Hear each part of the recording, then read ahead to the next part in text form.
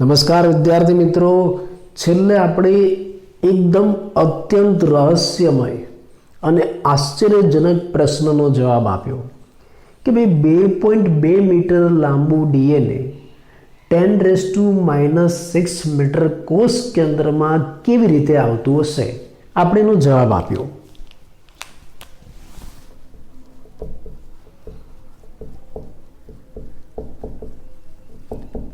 આપણી અંદર રહેલ 2.2 મીટર લાંબુ ડીએનએ 10⁻⁻6 મીટરના કોષ કેન્દ્રમાં કેવી રીતે પેકિંગ થતું હશે? એનું પેકિંગ કેવી રીતે થાય? આપણે એનો જવાબ આપ્યો કે આ જે ડીએનએનું પેકિંગ કોષ કેન્દ્રમાં થાય છે એ તો રંગસૂત્ર સ્વરૂપે થાય છે, બરાબર ને? આપણે જવાબ આપ્યો. અને હવે જો આપણે આ રંગસૂત્રને અભિરંજિત કરીશું તો તમને એમાં બે વિસ્તાર જોવા મળશે. દાખલા તરીકે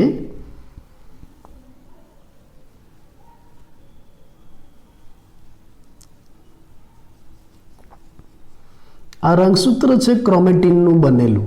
હવે તમે જાણો છો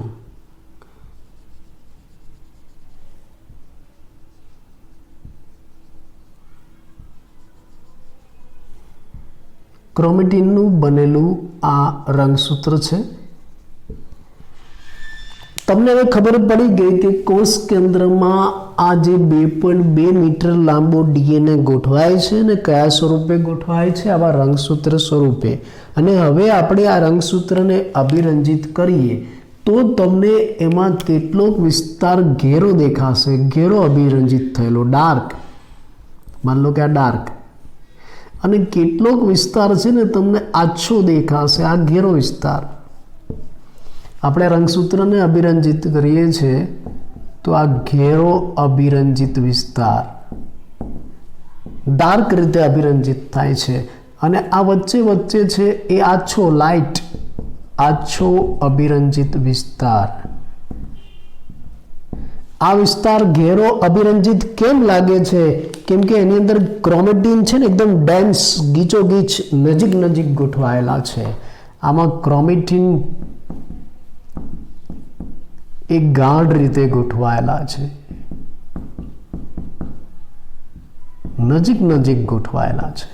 અને એટલે આ વિસ્તાર છે આપણને ઘેરો લાગે છે અભિરંજિત કરતા, અને આ વિસ્તાર આપણને આછો લાગે છે કારણ કે એમાં ક્રોમેટિન શિથિલ રીતે ગોઠવાયેલ છે. ક્રોમેટિન શું છે હવે તમે જાણો છો. ક્રોમેટિન શિથિલ રીતે ગોઠવાયેલ છે. જેમાં ક્રોમેટિન શિથિલ રીતે ગોઠવાયેલ છે, રંગસૂત્રના એ વિસ્તારને યુક્રોમેટિન કહેવાય છે. અને જેમાં ક્રોમેટિન ડેન્સ, ગીચોગીચ, ગાઢ રીતે ગોઠવાયેલ છે, ઘેરો ભાગ છે, એ વિસ્તારને હેટરોક્રોમેટિન કહેવાય છે. એટલે આ જે રંગસૂત્ર છે કોષ કેન્દ્રમાં રહેલું, એને તમે અભિરંજિત કરશો તેમાં બે વિસ્તાર અલગ પડી જશે, એક યુક્રોમેટિન અને બીજો હેટરોક્રોમેટિન. યુક્રોમેટિન એટલે આછો અભિરંજિત થયેલો વિસ્તાર અને હેટરોક્રોમેટિન એટલે ઘેરો અભિરંજિત થયેલો વિસ્તાર. આ આછો અભિરંજિત કેમ છે? કેમ કે એમાં ક્રોમેટિન છૂટી છવાઈ શિથિલ ગોઠવણી ધરાવે છે. અને ઘેરો અભિરંજિત કેમ છે? કે એમાં ક્રોમેટિન ગાઢ રીતે ગોઠવાયેલ છે. આમાંથી આ જે યુક્રોમેટિન છે ને એ ટ્રાન્સક્રિપ્શનની દ્રષ્ટિએ સક્રિય છે.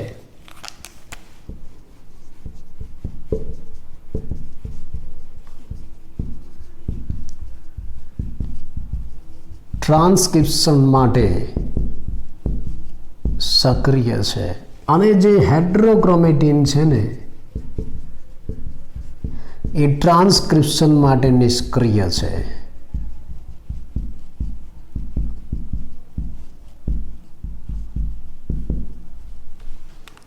યુક્રોમેટિન ટ્રાન્સક્રિપ્શન માટે સક્રિય છે એટલે એ વિસ્તારમાં ટ્રાન્સક્રિપ્શન, ટ્રાન્સલેશન થશે. સેન્ટ્રલ ડોગમા તમને યાદ હોય તો, એટલે એ વિસ્તાર આનુવંશિક માહિતીનું વહન કરશે. જ્યારે હેટ્રોક્રોમેટિન છે એમાં ટ્રાન્સક્રિપ્શન ટ્રાન્સલેશન નહીં થાય એટલે એ વિસ્તાર આનુવંશિક માહિતીનું વહન નહીં કરે, એટલે આવા રંગસૂત્ર આપણને કોષ કેન્દ્રમાં ગોઠવાયેલા જોવા મળશે. તો તમને ડીએનએનું પેકિંગ કોષ કેન્દ્રમાં કેવી રીતે થાય એ ખબર પડી ગઈ, એની ક્રિયાવિધિની પણ ખબર પડી ગઈ. પણ આ ડીએનએ જ આનુવંશિક દ્રવ્ય છે એ કેવી રીતે શોધાયું, કોણે શોધ્યું, ક્યારે શોધ્યું, આપણે હવે એની વાત કરીએ કે ભાઈ આનુવંશિક દ્રવ્ય ડીએનએ છે એવી ખબર કોને પડી અને કોણે શોધ્યું. આપણે એના ઇતિહાસની માહિતી મેળવીએ.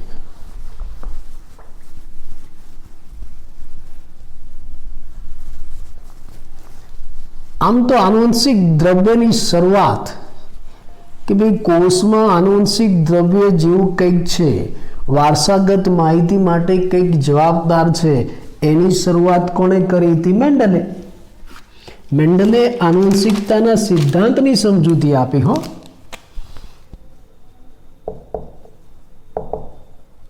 આનુવંશિકતા માટે જવાબદાર કંઈક છે એવું કોણે શોધ્યું હતું? તો શરૂઆત કોણે કરી હતી? મેન્ડલે. મેન્ડલે આનુવંશિકતાનો સિદ્ધાંત આપ્યો હતો.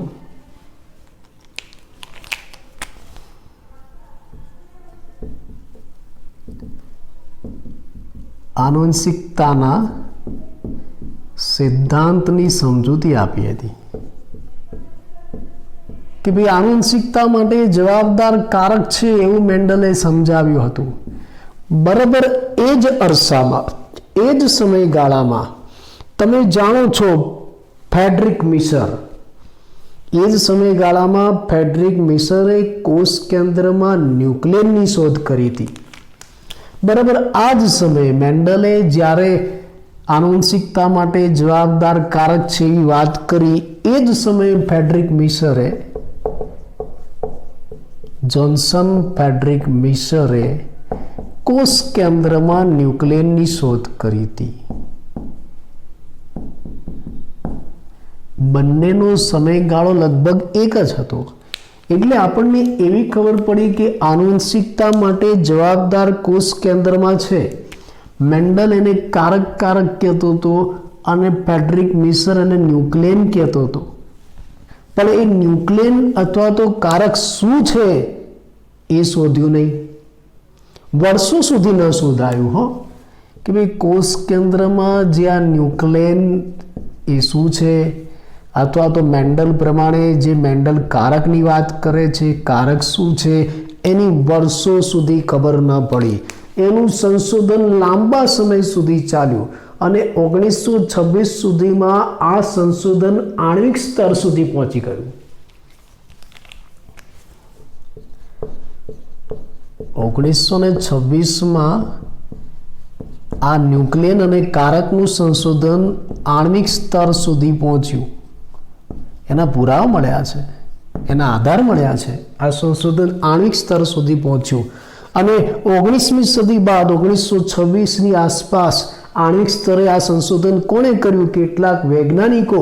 કયા વૈજ્ઞાનિકો? જેવા કે ગ્રેગર જોન મેન્ડલ છે, વોલ્ટર સટન છે, અથવા તો થોમસ હન્ટ મોર્ગન છે. ગ્રેગર જોન મેન્ડલ, એમાં બધાનો ફાળો હતો. 1926 સુધીમાં આ સંશોધનને આણ્વિક સ્તર સુધી લઈ જવા માટે આ બધાનો ફાળો હતો. ગ્રેગર જોન મેન્ડલ છે, વોલ્ટર સટન છે,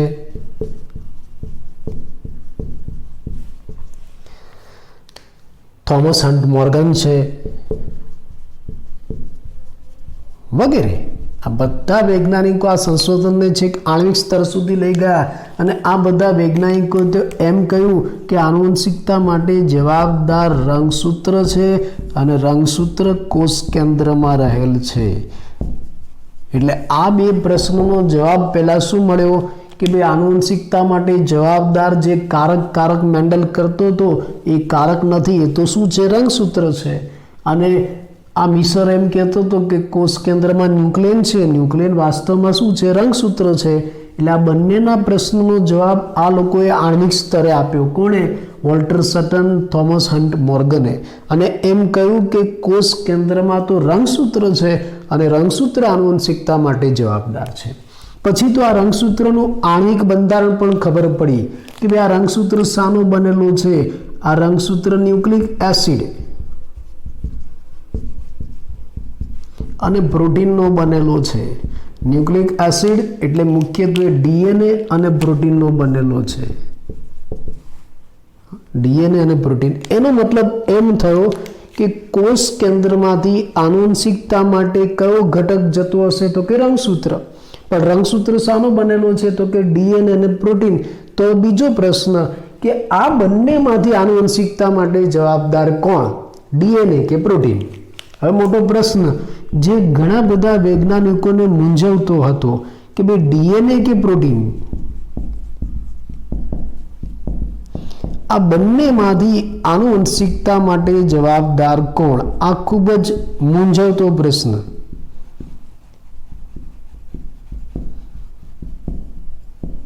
આ ખૂબ જ મૂંઝવતો પ્રશ્ન. અને વર્ષો સુધી, પહેલાના સમય સુધી લોકો એમ જ માનતા હતા કે આનુવંશિકતા માટે જવાબદાર પ્રોટીન જ છે, ડીએનએ નથી. પણ ડીએનએ આનુવંશિકતા માટે જવાબદાર છે એવું કોણે પહેલા શોધ્યું? હવે આપણે એની વાત કરીએ. એવું શોધવાવાળો વૈજ્ઞાનિક છે ગ્રિફિથ. ઘણા બધા પ્રયોગો ઉપર તેને સાબિત કર્યું. 1928માં ગ્રિફિથે એવું શોધ્યું કે આનુવંશિકતા માટે જવાબદાર ડીએનએ છે. કેવી રીતે? તો આપણે એના પ્રયોગોની વાત કરીએ. ગ્રિફિથનો પ્રયોગ. અને ગ્રિફિથનો જે પ્રયોગ છે ને એને રૂપાંતરણનો પ્રયોગ કહેવાય છે. આપણે એના પ્રયોગની વાત કરીએ. બહુ ઇન્ટરેસ્ટિંગ, બહુ મજાનો, નવાઈ લાગે એવો પ્રયોગ આ ગ્રિફિથે કર્યો છે. મજા આવશે. ગ્રિફિથનો રૂપાંતરણનો પ્રયોગ ટોકનોન સ્વરૂપે પણ તમને પૂછાય.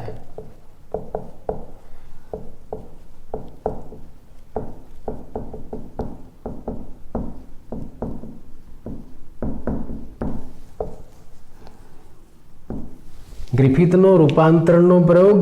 અને આ રૂપાંતરણના પ્રયોગ ઉપરથી ગ્રિફિથે એક સિદ્ધાંત આપ્યો જેને રૂપાંતરણનો સિદ્ધાંત કહેવાય છે.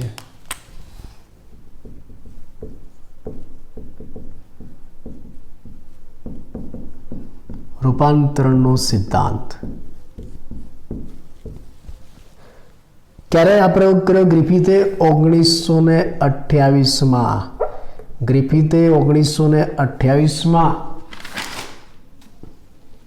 સ્ટ્રેપ્ટોકોકસ ન્યુમોની ઉપર શ્રેણીબદ્ધ પ્રયોગો કર્યા.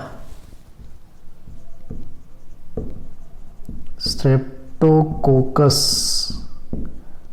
ન્યુમોની નામના બેક્ટેરિયા ઉપર શ્રેણીબદ્ધ પ્રયોગ કર્યા. આ સ્ટ્રેપ્ટોકોકસ ન્યુમોની એને ન્યુમોકોકસ પણ કહેવાય છે.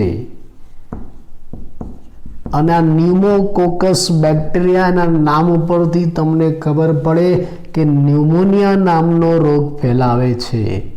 અને આ ન્યુમોનિયા નામનો રોગ ફેલાવતા જે બેક્ટેરિયા છે એ ન્યુમોનિયાના કારણે ઘણા સજીવનું મૃત્યુ પણ થઈ શકે છે. એટલે એણે 1928માં આ સ્ટ્રેપ્ટોકોકસ ન્યુમોની નામના બેક્ટેરિયા ઉપર શ્રેણીબદ્ધ પ્રયોગો કર્યા. પણ એને કેવા પ્રયોગો કર્યા? ચાલો આપણે હવે પ્રયોગો જોઈએ. દેખાય છે બરાબર તમને?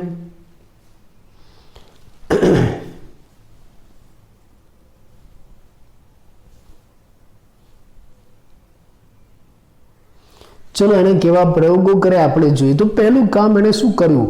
સંવર્ધન માધ્યમની અંદર આ સ્ટ્રેપ્ટોકોકસ ન્યુમોની નામના બેક્ટેરિયાનો ઉછેર કર્યો.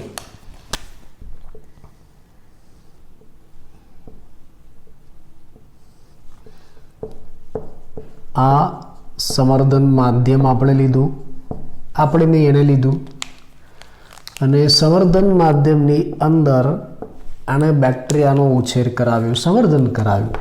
આની અંદર ઘણા બધા બેક્ટેરિયાનો ઉછેર કરાવ્યો.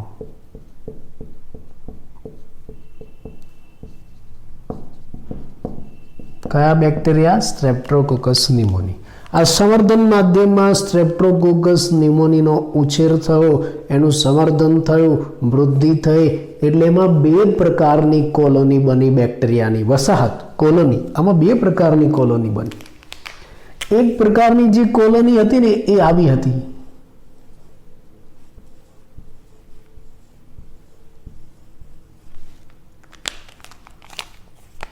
એક પ્રકારની જે બેક્ટેરિયાની કોલોની હતી એ આવી હતી. એમાં બેક્ટેરિયાની ફરતે આવું એકદમ ચળકતું સ્મૂથ લીસું આવરણ હતું. સ્મૂથ આવરણ. પોલિસેકેરાઇડનું બનેલું આ શ્લેષ્મનું આવરણ છે.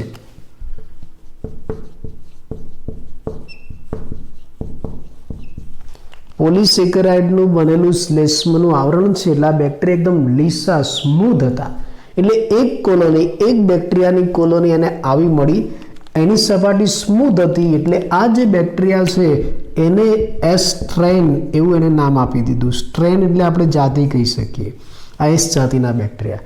સાથે સાથે આ જ સંવર્ધન માધ્યમમાં બીજા પણ બેક્ટેરિયા વૃદ્ધિ પામ્યા, બીજી પણ કોલોની બની આવી.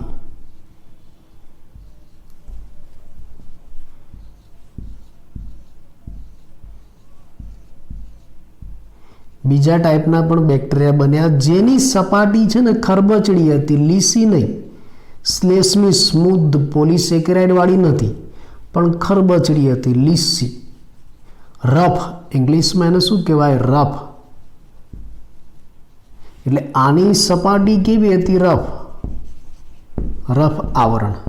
એટલે આ જે બેક્ટેરિયાની કોલોની છે, વસાહત છે, એને આર સ્ટ્રેન કહી નાખ્યું, નામ આપી દીધું.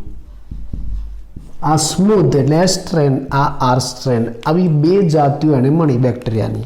એટલે એને સ્ટ્રેપ્ટોકોકસ નિમોની નામના બેક્ટેરિયા લીધા કે જે નિમોનિયાનો રોગ કરે છે. પછી એનો ઉછેર સંવર્ધન માધ્યમમાં કર્યો, એની વૃદ્ધિ થઈ તો 2 પ્રકારની કોલોની બની. એક એવી કે જેમાં સપાટી સ્મૂથ હતી અને બીજી એવી કે જેમાં સપાટી રફ હતી, એસ સ્ટ્રેન અને આર સ્ટ્રેન. પછી એણે શું કર્યું? હવે અગત્યની રહસ્યમય બાબત જે આપણે ક્યારેય વિચારી ન શકીએ. આ વૈજ્ઞાનિકો જ વિચારી શકે. આપણને એવો વિચાર ન આવે, ઘણાને પ્રશ્ન થાય. આપણને જો વિચાર આવતો હોય તો આપણે વૈજ્ઞાનિકો હોત, પણ એવું નથી.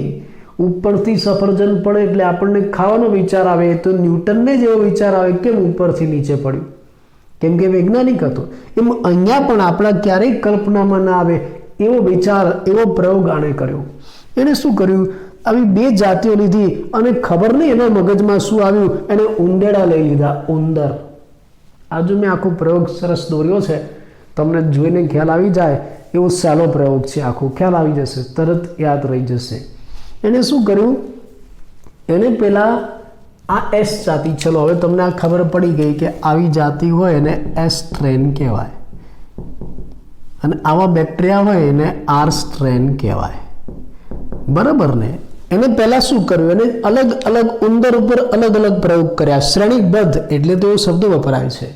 એને ઉંદર ઉપર અલગ અલગ પ્રયોગ કર્યા. પહેલા પ્રયોગમાં એને શું કર્યું? આ એસ જાતિના સંવર્ધન માધ્યમમાંથી એસ જાતિના બેક્ટેરિયા લીધા અને એ એસ જાતિના બેક્ટેરિયાનું ઇન્જેક્શન ઉંદરને આપ્યું. જો આ બેક્ટેરિયા કયા રોગ માટેના છે યાદ રાખજો? ન્યુમોનિયા માટેના. બીજું તમને એ પણ કહી દઉં કે આ જે એસ જાતિ છે ને વિષારી છે. વિષારી છે મતલબ રોગકારક છે. અને આ આર જાતિ છે ને એ સામાન્ય છે, રોગવિહીન છે. એ પણ તમને કહી દઉં. ચલો, એટલે તમને સમજાશે. આણે શું કર્યું? આ એસ જાતિના બેક્ટેરિયાનું દ્રાવણ લીધું અને એનું ઇન્જેક્શન અને ઉંદરને આપ્યું. આ એસ જાતિ તો કેવી છે? વિષારી છે. એટલે શું થયું? આ ઉંદરને આ એસ જાતિનું ઇન્જેક્શન આપ્યું એટલે ઉંદરને ન્યુમોનિયા થયો. અને ન્યુમોનિયા થયો એટલે લાંબા સમય પછી ઉંદર મૃત્યુ પામ્યો. મૃત ઉંદર. આ ઉંદર મરી ગયો. ઊંધો થઈ જાય એટલે મરી ગયો. બહુ ઊંધું નહીં થવાનું તો મરી જશો. ઉંદરની વાત છે. એટલે આ એસ જાતિના બેક્ટેરિયા લઈને એનું ઇન્જેક્શન ઉંદરને આપ્યું. ઉંદરને ન્યુમોનિયા થયો અને ઉંદર મરી ગયા. એ ઉંદરમાંથી બહાર કાઢીને જોયું તો એમાં આવા એસ જાતિના બેક્ટેરિયા હતા. એમાંથી આ સ્ટ્રેનના બેક્ટેરિયા પ્રાપ્ત થાય, એટલે આના કારણે એનું મૃત્યુ થયું. પછી એને બીજો પ્રયોગ કર્યો. બીજા પ્રયોગમાં એને શું કર્યું? આર સ્ટ્રેન, આર જાતિ લીધી અને આર જાતિનું ઇન્જેક્શન ભરીને એને ઉંદરને આપ્યું.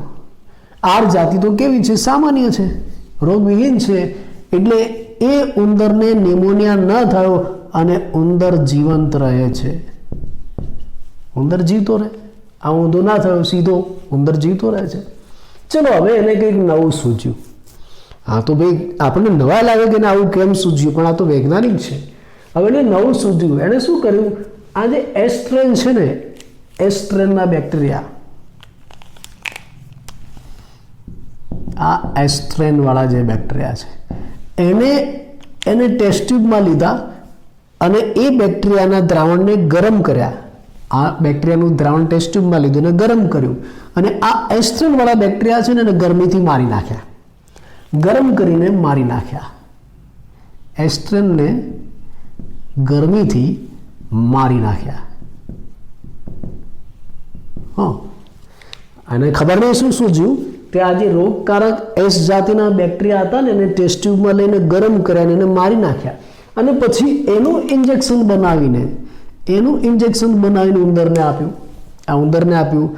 એ ઉંદર મર્યા નહીં, જીવંત રહ્યા. જો પહેલી વખત એને એસ જાતિનું ઇન્જેક્શન ઉંદરને આપ્યું તો ઉંદર મરી ગયા, પણ બીજી વખત એને શું કર્યું? આ એસ જાતિને ગરમીથી મારી નાખી અને પછી મૃત જાતિ છે એનું ઇન્જેક્શન ઉંદરને આપ્યું તો ઉંદર જીવતા રહ્યા. કેમ કે આ મરી ગયા એટલે. ચલો હવે ચોથું એને બહુ સૂઝ્યું, અગત્યનું, રહસ્યમય. આપણે ક્યારેક કલ્પના ન કરી શકીએ એને વિચાર આવે. એને શું કર્યું? એને આ એસ જાતિ લીધી, એસ જાતિના જે બેક્ટેરિયા છે એને ગરમ કરીને મારી નાખ્યા અને પછી ગરમ કરીને મૃત કરેલા એસ જાતિના બેક્ટેરિયા છે એની સાથે આ આર સ્ટ્રેન ભેળવી દીધી, આર જાતિ ઉમેરી દીધી. એટલે આ મૃત એસ જાતિ, મૃત એસ જાતિ, ગરમીથી મારી નાખેલ એસ જાતિ અને એની સાથે જીવંત આર જાતિ ઉમેરી. ગરમીથી મારી નાખેલ એસ જાતિના બેક્ટેરિયા એનું મિશ્રણ જીવંત આર જાતિના બેક્ટેરિયા સાથે કર્યું અને આ બંનેના મિશ્રણ વાળું ઇન્જેક્શન અને ઉંદરને આપ્યું. શું થયું તમે વિચારો. જો તમને એમ થાય કે આ એસ જાતિ તો મરેલી છે, એસ જાતિના બેક્ટેરિયા જો મરી ગયા તો ઉંદર કેવા હોય? જીવતા. હા, આર જાતિના બેક્ટેરિયા જીવંત છે. આર જાતિના બેક્ટેરિયા જીવંત હોય તો આર જાતિ તો આમે સામાન્ય છે, રોગ નથી કરતી, એટલે ઉંદર જીવતા રહેવા જોઈએ. સ્વાભાવિક છે કે આમાં ઉંદર જીવતા રહેવા જોઈએ, પણ એવું ન થયું, ઉંદર મરી ગયા. મૃત ઉંદર મરી જાય છે. આવું કેમ થયું? પ્રશ્ન. પ્રયોગો એને યાદ રાખજો. એને શું કર્યું? છેલ્લા પ્રયોગમાં જે એસ જાતિના મૃત બેક્ટેરિયા છે ગરમીથી મારી નાખેલા એની સાથે જીવંત આર બેક્ટેરિયાને ભેગા કર્યા, બંનેના મિશ્રણ વાળું ઇન્જેક્શન ઉંદરને આપ્યું. વાસ્તવમાં આર જાતિ બિનઅસરકારક છે, એનાથી રોગ નથી થતો, એટલે આર જાતિનું ઇન્જેક્શન આપવામાં આવે તો ઉંદર જીવતા રહે છે. બીજી બાજુ જો મૃત એસ જાતિનું ઇન્જેક્શન આપવામાં આવે તો પણ ઉંદર જીવતા રહે છે. પણ આ વખતે એને બંને ભેગું કર્યું. આ બંને ભેગું કર્યું, બંને અલગ અલગ હતા, જો ઉંદર જીવતા રહે છે. ખાલી આર જાતિનું ઇન્જેક્શન આપવામાં આવે ઉંદર જીવતા રહે છે. ગરમીથી મારી નાખેલ એસ જાતિનું ઇન્જેક્શન આપવામાં આવે ઉંદર જીવતા રહે છે. પણ આ વખતે એને બંને ભેગું કર્યું, ઉંદર મરી ગયા. કેમ મરી ગયા? ઉંદર મરી ગયા એટલે એને ઉંદરમાંથી બહાર કાઢીને જોયું કે એમાં શું છે, કયા બેક્ટેરિયા છે, કેમ મરી ગયા, એને પ્રશ્ન થયો. તો જુઓ, એને આ ઉંદરમાંથી જીવંત એસ સ્ટ્રેન મળી. એને આ ઉંદરમાંથી શું મળ્યું? જીવંત એસ જાતિ મળી. હવે એને ઇન્જેક્શનમાં તો મૃત એસ જાતિ આપી હતી અને જીવંત જાતિ તો કઈ હતી? આર હતી. પણ એને મળી શું? જીવંત એસ જાતિ. આવું કેમ થયું? એનો મતલબ કે આ આર જાતિ છે ને એ એસમાં ફેરવાઈ ગઈ. આનું ભૂત આમાં જતું રહ્યું. આ આર જાતિ છે ને એ એસમાં ફેરવાઈ ગઈ, આની જે ખરબચડી સપાટી હતી ને એ સ્મૂધ થઈ ગઈ. હો, આર જાતિ એસ જાતમાં ફેરવાઈ, આર જાતિ એસ જાતમાં ફેરવાઈ અને આરની જે ખરબચડી સપાટી હતી ને એ પાછી સ્મૂધ થઈ ગઈ અને આર જે સામાન્ય હતા એ પાછા વિષારી થઈ ગયા, ઝેરી થઈ ગયા અને એને આ ઉંદરને મારી નાખ્યું. પ્રશ્ન એમ થયો કે આવું કેમ બન્યું? એનું તારણ હતું, પણ આવું કેમ બન્યું એ પ્રશ્ન. આવું કેમ બન્યું? તો એના માટે એને એક સમજૂતી આપી કે ભાઈ આવું કેમ બન્યું, એનું કારણ શું, તેનો એને જવાબ આપ્યો.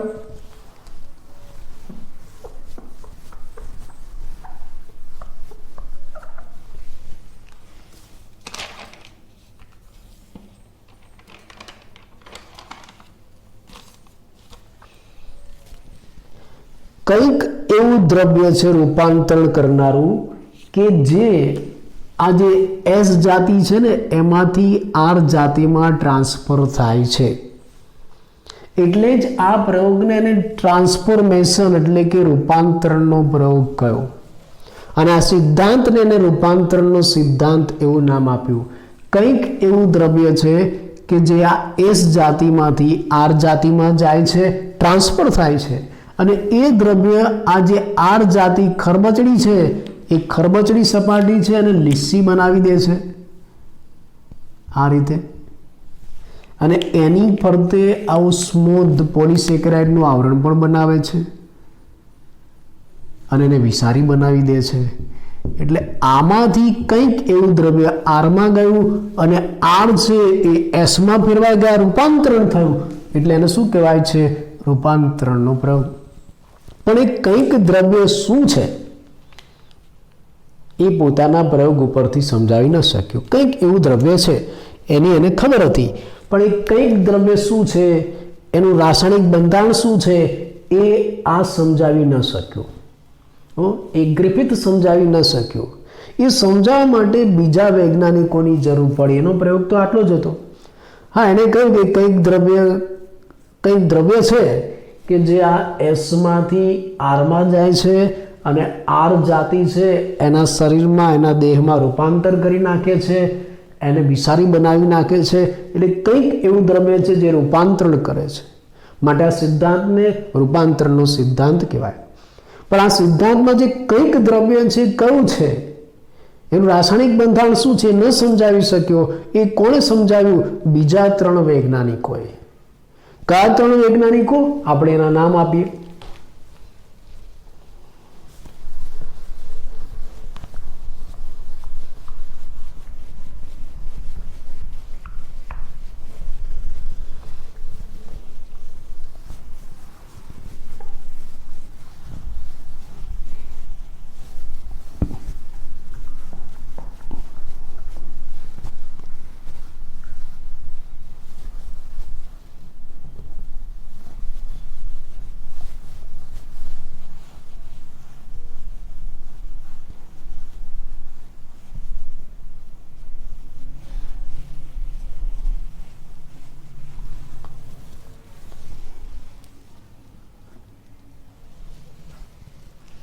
આ જે રૂપાંતરણનો સિદ્ધાંત છે એની જૈવ રાસાયણિક સમજૂતી અથવા તો લાક્ષણિકરણ, અલગથી પ્રશ્ન પણ પૂછાય. ગ્રિફિથે જે રૂપાંતરણનો સિદ્ધાંત આપ્યો, ગ્રિફિથનો રૂપાંતરણનો સિદ્ધાંત શું હતો? ગ્રિફિથે પોતાના પ્રયોગ ઉપરથી રૂપાંતરણનો સિદ્ધાંત આપ્યો અને એનો રૂપાંતરણનો સિદ્ધાંત શું હતો કે ભાઈ રૂપાંતરણ માટે જવાબદાર કંઈક દ્રવ્ય છે, કંઈક કારક છે જે આ મૃત એસ જાતિમાંથી, ગરમીથી મારી નાખેલ મૃત એસ જાતિમાંથી આર જાતિમાં ટ્રાન્સફર થાય છે અને આ જે આર જાતિ છે એની સપાટી છે ને ખરબચડી કરી નાખે છે અને એને વિષારી બનાવે છે, જેને શું કહેવાય છે? રૂપાંતરણનો સિદ્ધાંત. પણ એ કંઈક દ્રવ્ય શું, એ કંઈક દ્રવ્ય શું એનું રાસાયણિક બંધારણ એ ન આપી શક્યો. એટલે આ રૂપાંતરણના સિદ્ધાંતની રાસાયણિક સમજૂતી जैव रासायणिक समजूती अथवा तो એને બીજા શબ્દમાં કહેવાય છે જૈવ રાસાયણિક લાક્ષણિકરણ. અલગથી તમને પૂછાય ટૂંકનોંધ સ્વરૂપે. આ રૂપાંતરના સિદ્ધાંતની જૈવ રાસાયણિક સમજૂતી મુખ્ય 3 વૈજ્ઞાનિકોએ આપી. કયા 3 વૈજ્ઞાનિક? પહેલા ટૂંકમાં નામ એના કહું, એવરી, મેકલિયોડ અને મેકાર્ટી.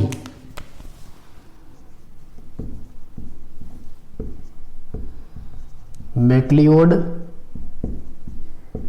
અને મેકાર્ટી, આ મેં ટૂંકમાં નામ કે આખું નામ કહું, ઓસ્વાલ્ડ એવરી,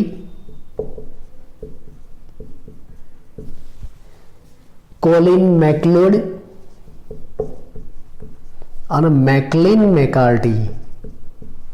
આ એના આખા નામ છે. ઓસ્વાલ્ડ એવરી, કોલિન મેકલિયોડ અને મેકલિન મેકાર્ટી. આ 3 વૈજ્ઞાનિકોએ એવું સાબિત કર્યું કે આ જે રૂપાંતરના સિદ્ધાંતમાં જે કંઈક દ્રવ્ય છે એ કંઈક દ્રવ્ય ડીએનએ છે. આ 3 વૈજ્ઞાનિકોના પ્રયોગો પહેલા લોકો માનતા હતા કે આનુવંશિકતા માટે જવાબદાર પ્રોટીન છે, પણ આ 3 વૈજ્ઞાનિકોએ પ્રયોગો કરીને એવું સાબિત કર્યું કે ભાઈ આનુવંશિકતા માટે જવાબદાર ડીએનએ છે. કયા 3 વૈજ્ઞાનિક? ઓસ્વાલ્ડ એવરી, કોલિન મેકલિયોડ અને મેકલિન મેકાર્ટી. આ 3 વૈજ્ઞાનિકોએ સાબિત કર્યું પોતાના પ્રયોગ ઉપરથી. તો પ્રશ્ન એમ થાય કે એને પ્રયોગ શું કર્યો? એને ગ્રિફિથનો જ પ્રયોગ કર્યો અને ગ્રિફિથના પ્રયોગને જ આગળ વધાર્યું અને એના આધારે એને સાબિત કર્યું કે ભાઈ આનુવંશિકતા માટે, રૂપાંતરણ માટે જવાબદાર ઘટક ડીએનએ છે. કેવી રીતે? તો એને પહેલા શું કર્યું? આ જે મૃત એસ જાતિ હતી, ગરમીથી મારી નાખેલી,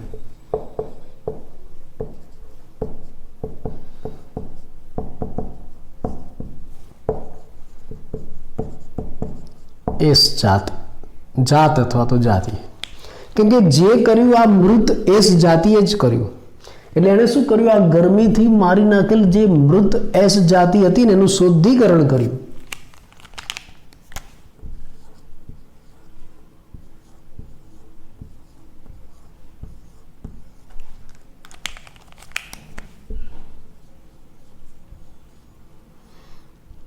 આ ગરમીથી મારી નાખેલ મૃત એસ જાતિ, આને ગરમીથી મારી નાખી છે એસ જાતિને.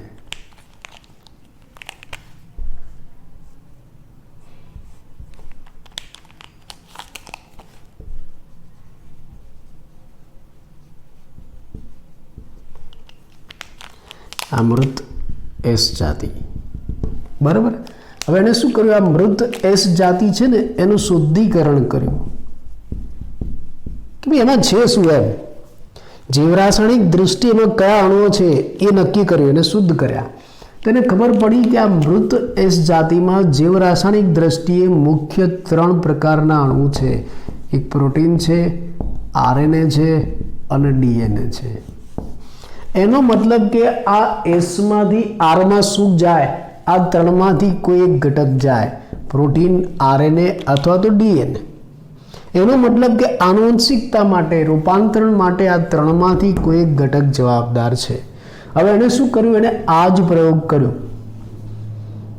પણ શું કર્યું? આ જ પ્રયોગમાં એને 3 ઉત્સેચકો વાપર્યા. હા, એક પ્રોટીએઝ વારાફરતી 3 ઉત્સેચક વાપર્યા, બીજું આરએનએઝ અને ત્રીજું છે ડીએનએ એસ. આવા 3 ઉત્સેચકો વાપર્યા. પ્રોટીએઝ ઉત્સેચક એ પ્રોટીનનું પાચન કરે છે.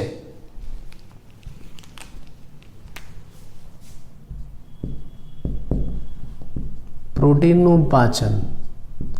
આરએનએઝ ઉત્સેચક એ આરએનએનું પાચન કરે અને ડીએનએ એઝ ઉત્સેચક એ ડીએનએનું પાચન કરે. હો, આ ડીએનએ અને ડીએનએ એઝમાં ફરક. આ ડીએનએ એ ન્યુક્લિક એસિડ છે અને આ ડીએનએ એસ ઉત્સેચક છે જે પ્રોટીનનો બનેલો છે અને એ શું કરે છે? ડીએનએનું પાચન કરે છે. ફરક એટલે એણે શું કર્યું? એને એટલી ખબર પડી ગઈ જે આગળ ગ્રિફિથ નહોતું શોધ્યું. ગ્રિફિથને ખબર નથી કે ભાઈ આ એસ જાતિમાં શું છે. એટલે આણે શું કર્યું? આ એસ જાતિમાં શું છે એનું શુદ્ધિકરણ પહેલાં કર્યું કે ભાઈ શેની બનેલી છે, એમાં કયા અણુ આવેલા છે. તો એને શોધ્યું કે એમાં પ્રોટીન, આરએનએ અને ડીએનએ મુખ્ય અણુ છે. એનો મતલબ કે એસ જાતિમાંથી આર જાતિમાં શું ટ્રાન્સફર થાય? આ ત્રણમાંથી કોઈ પણ ટ્રાન્સફર થઈ શકે છે. હવે કયું ટ્રાન્સફર થાય છે શોધવા માટે એને આ પ્રયોગ ફરીથી કર્યો, પણ આ વખતે એને 3 ઉત્સેચકો વાપર્યા. કયા? પ્રોટીએઝ, આરએનએઝ, ડીએનએઝ, અને વારાફરતી વાપર્યા. એટલે આ પ્રયોગ વારાફરતી કર્યો. ચલો પહેલા એને શું કર્યું આપણે એ જોઈએ. બીજું એ પણ યાદ રાખજો, પ્રોટીએઝ ઉત્સેચક શું કરે? પ્રોટીનનું પાચન કરે, પ્રોટીનને ખલાસ કરી નાખે. આરએનએઝ ઉત્સેચક શું કરે? આરએનએનું પાચન કરે, આરએનએને ખલાસ કરી નાખે. ડીએનએઝ ઉત્સેચક શું કરે? ડીએનએનું પાચન કરે, એને ખલાસ કરી નાખે. હવે એને પ્રયોગમાં શું કર્યું આપણે વારાફરતી જોઈએ. ચલો પહેલો પ્રયોગ, આ જ પ્રયોગ પહેલો. હવે આ વખતે એને શું કર્યું?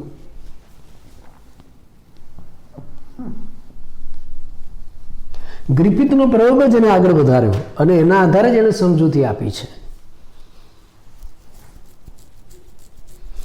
ચલો આ વખતે એને શું કર્યું? આ જ રીતે ગ્રિફિથનો ચોથો પ્રયોગ, બે આ ગરમીથી મારી નાખેલ એસ જાતિ, જીવંત આર જાતિ લીધી અને એનું ઇન્જેક્શન એને ઉંદરને આપ્યું, પણ સાથે એને પ્રોટીએઝ ઉત્સેચક પણ ઉમેર્યો. ચલો પહેલો ફેરફાર, આની સાથે એને શું ઉમેર્યું? પ્રોટીએઝ ઉત્સેચક ઉમેર્યો. ચલો પ્રોટીએઝ ઉત્સેચક શું કરશે? આ જે મૃત એસ જાતિ છે ને એમાં રહેલા પ્રોટીનને ખલાસ કરી નાખશે. એટલે આ જે ઇન્જેક્શન તમે ઉંદરને આપો છો ને એમાં આ એસ જાતિની અંદર પ્રોટીન નથી.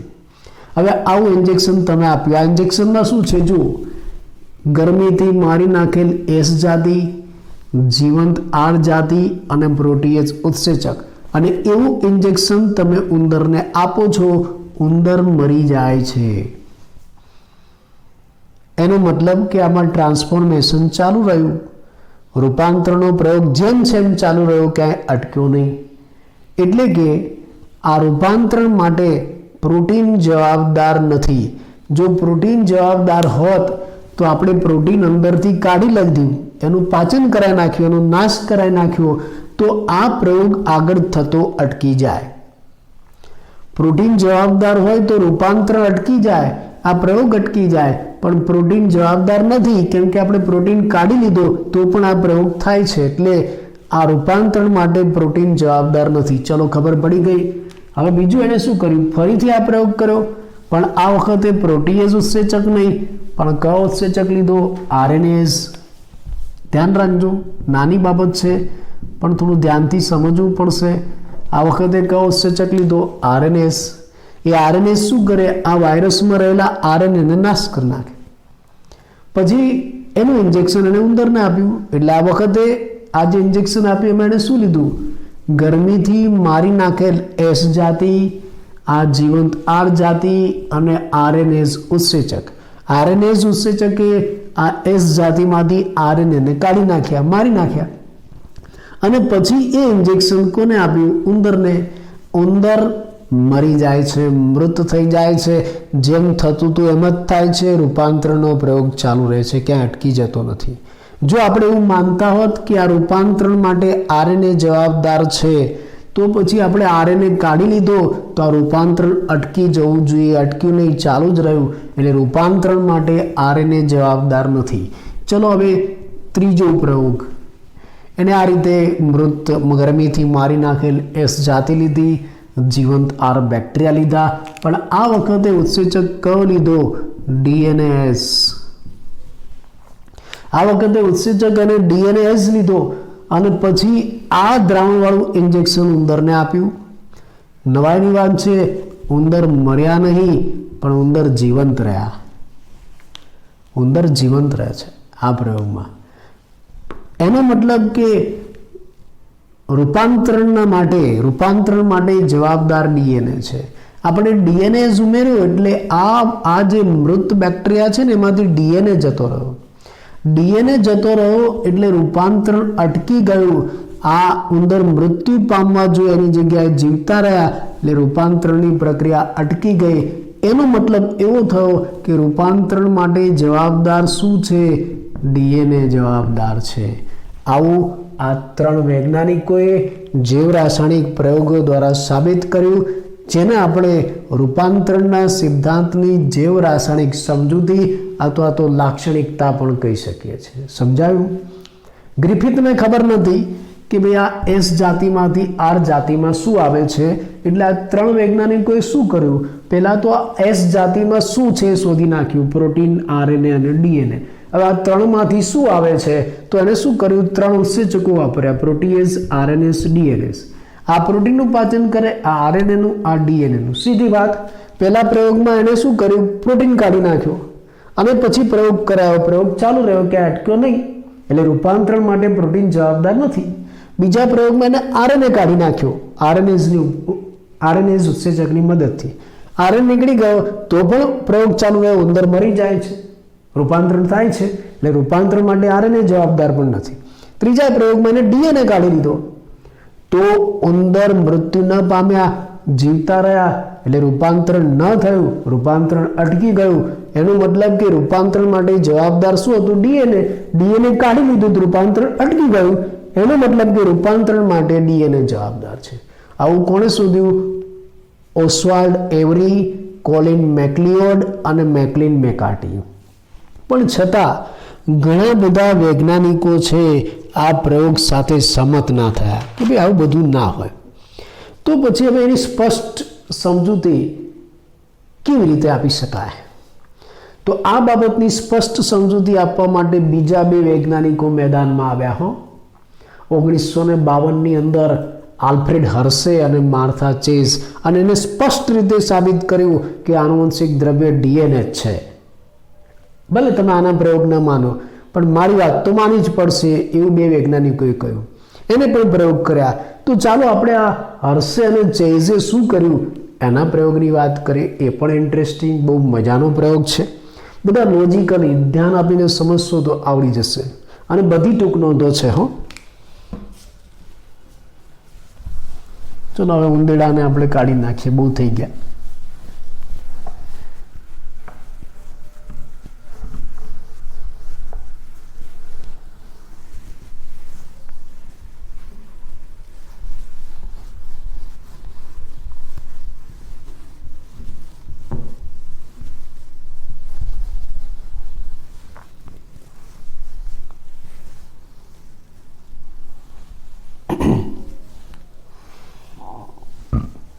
ડીએનએ જ આનુવંશિક દ્રવ્ય છે. એની સ્પષ્ટ સાબિતી માટે બીજા 2 વૈજ્ઞાનિકોએ 1952માં પ્રયોગો કર્યા. આપણે પ્રયોગની વાત કરીએ.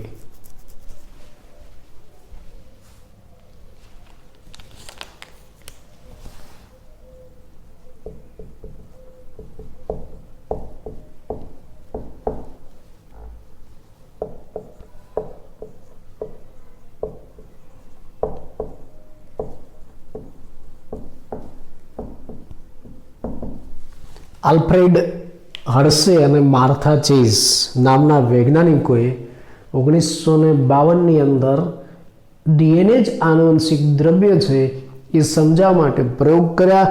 અને આ પ્રયોગ કરવા માટે એને બેક્ટેરિયોફેજ વાયરસનો ઉપયોગ કર્યો.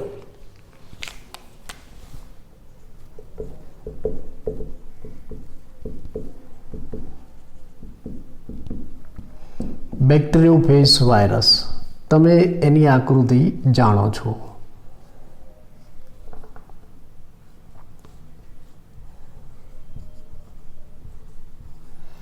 આ બેક્ટેરિયોફેજ વાયરસ છે જે 2 ઘટકનો બનેલો છે. એક અંદર ડીએનએ હોય છે અને બહાર જે આખું આવરણ છે પ્રોટીનનું બનેલું છે. આ બેક્ટેરિયોફેજ વાયરસ બેક્ટેરિયાને ચેપ લગાડે છે, એટલે નામ શું આપ્યું એને? બેક્ટેરિયોફેજ. એ બેક્ટેરિયા સાથે જોડાય છે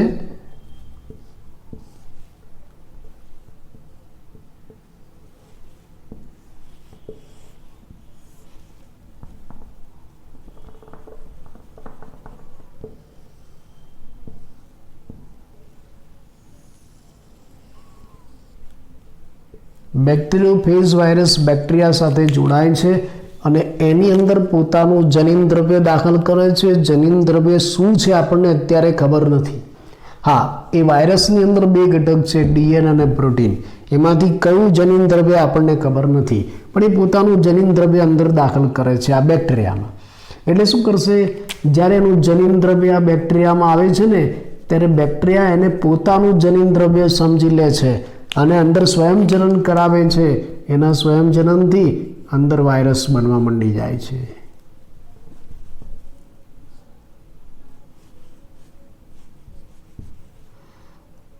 આવા વાયરસના અણુ બનશે અંદર.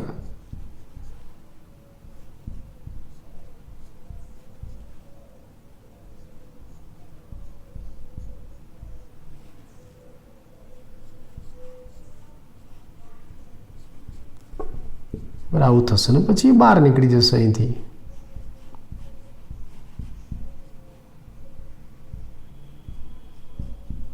બરાબર, આ રીતે થતું હોય છે. એટલે બેક્ટેરિયોફેજ વાયરસ એ બેક્ટેરિયાને ચેપ લગાડે છે અને એની અંદર પોતાનું આનુવંશિક દ્રવ્ય જનીન દ્રવ્ય આપે છે. અત્યારે આપણને ખબર નથી શું છે આનુવંશિક દ્રવ્ય, પણ એ પોતાનું આનુવંશિક દ્રવ્ય આપે છે અને એ આનુવંશિક દ્રવ્યને બેક્ટેરિયા પોતાનું આનુવંશિક દ્રવ્ય સમજી લે છે, એનું સ્વયંજનન કરાવે છે અને એમાંથી આવા ઘણા બધા વાયરસના કણ બનાવશે. આ એનો ગુણધર્મો છે બેક્ટેરિયોફેજ વાયરસનો. આવા બેક્ટેરિયોફેજ વાયરસનો એને પોતાના પ્રયોગમાં ઉપયોગ કર્યો, પણ કેવી રીતે આપણે જોઈએ. એને શું કર્યું, કેટલાક બેક્ટેરિયોફેજ વાયરસ છે ને એનો ઉછેર, હા, એને પોતાના પ્રયોગની અંદર રેડિયો એક્ટિવ સમસ્થાનિકનો પણ ઉપયોગ કર્યો. હો,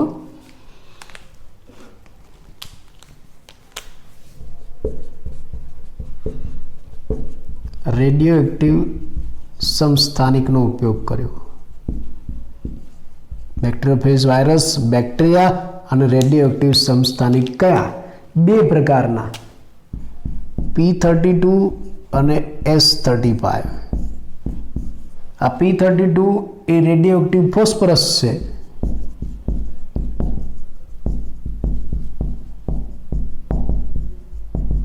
અને S35 એ રેડિયો એક્ટિવ સલ્ફર છે.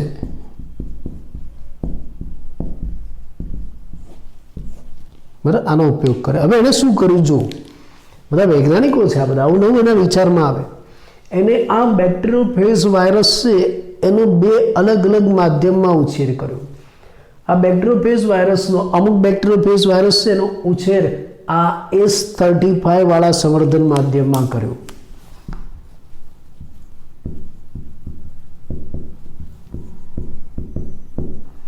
સંવર્ધન માધ્યમ S35 વાળા સંવર્ધન માધ્યમમાં કર્યો.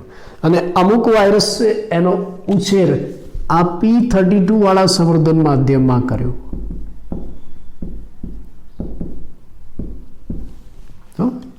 અલગ અલગ સમૂહ લીધા બેક્ટેરિયોફેજ વાયરસના, બંનેનો અલગ અલગ માધ્યમમાં ઉછેર કર્યો.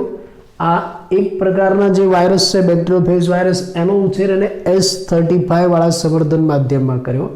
બીજા અમુક બેક્ટેરિયોફેજ વાયરસ લીધા, એનો ઉછેર એને P32 વાળા સંવર્ધન માધ્યમમાં કર્યો.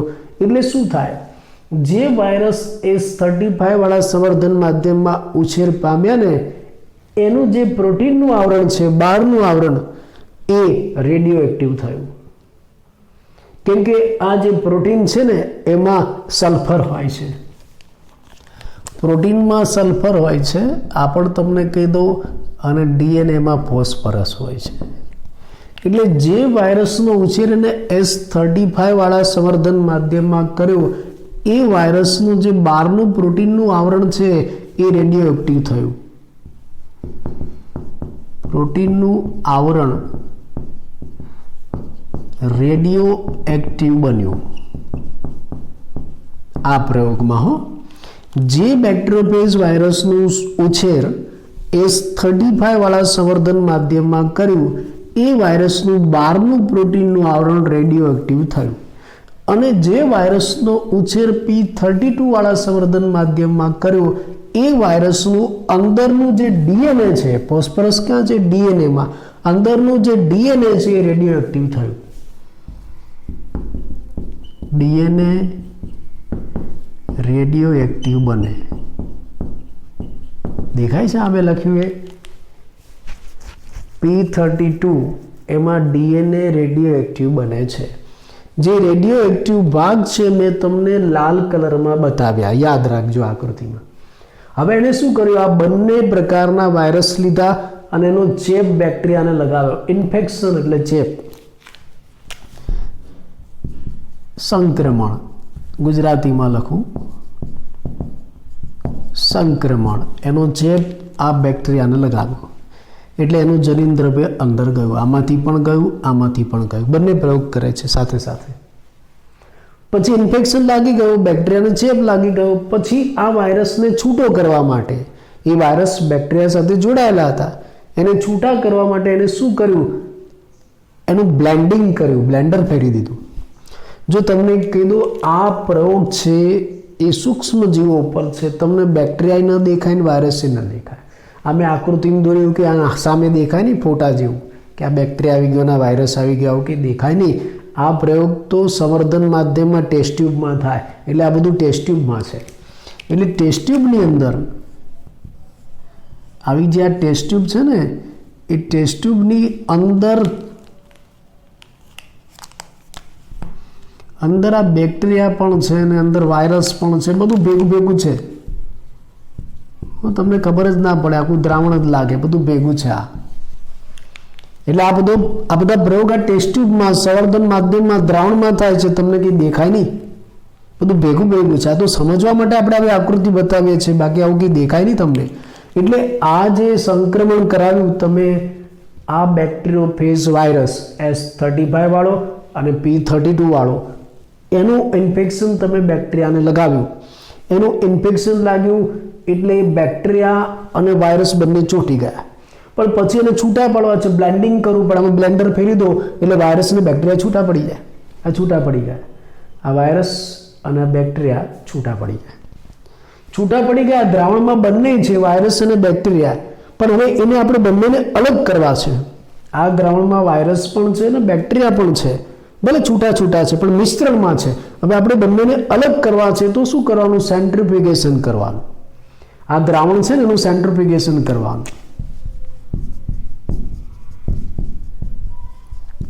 તમે આ દ્રાવણનું સેન્ટ્રીફ્યુગેશન કરો ને એટલે આવું થાય.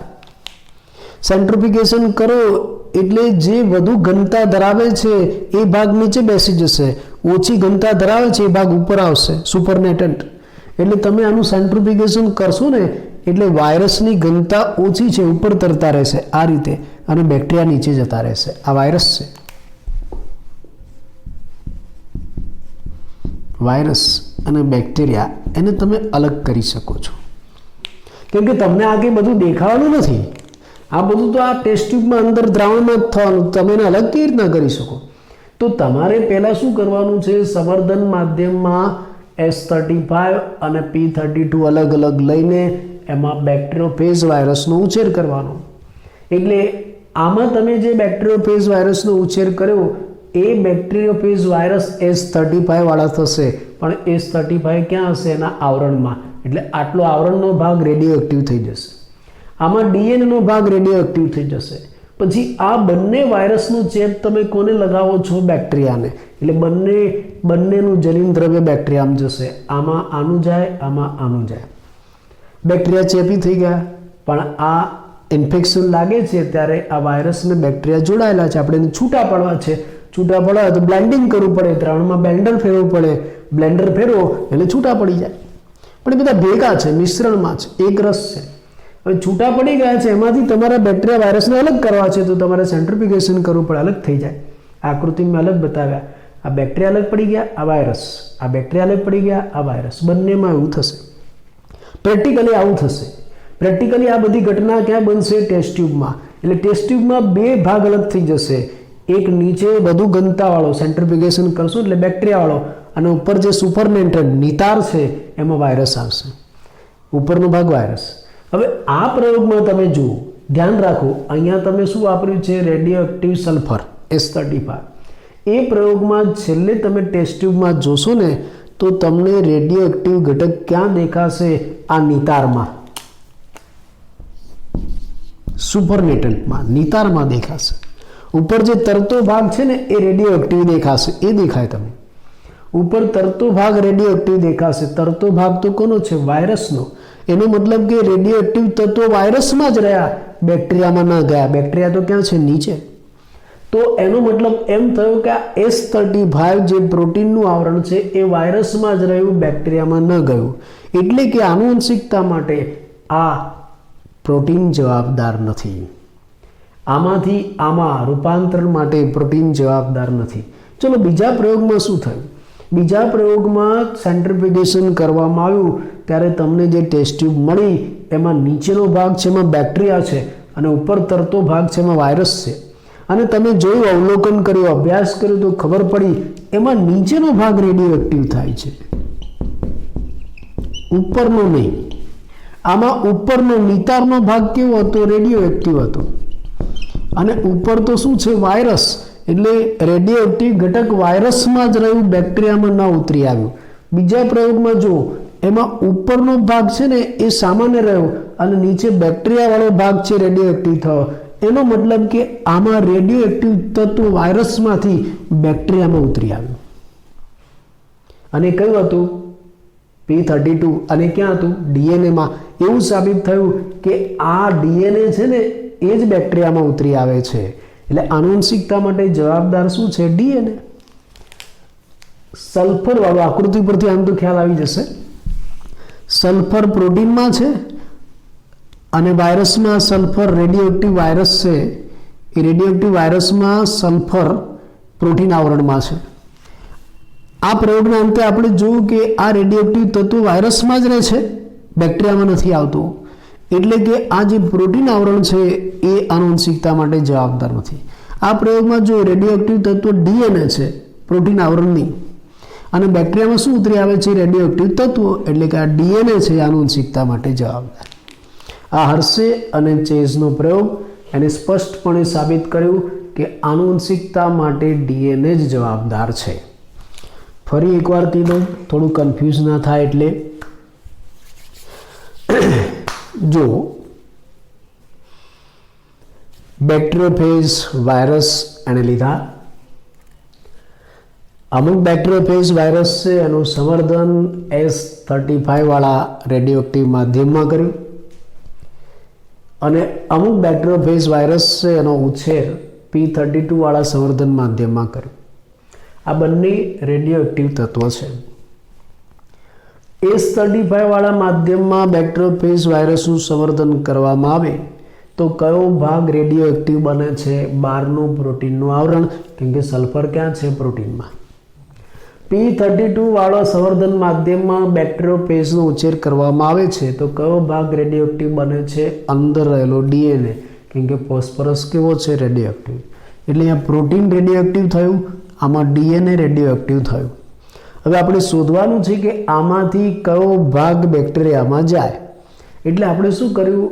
આ બંનેનું ઇન્ફેક્શન અલગ અલગ બેક્ટેરિયામાં લગાવ્યું. અમુકનું ઇન્ફેક્શન આના દ્વારા કર્યું, અમુકનું ઇન્ફેક્શન આના દ્વારા કર્યું. ઇન્ફેક્શન થઈ ગયું એટલે એનો જે ભાગ અંદર જવાનો તે ગયો અને આ વાયરસ બેક્ટેરિયા સાથે ચોંટી ગયા. ઇન્ફેક્શન પૂરું થઈ જાય એટલે આપણે બંનેને અલગ પાડવા પડે.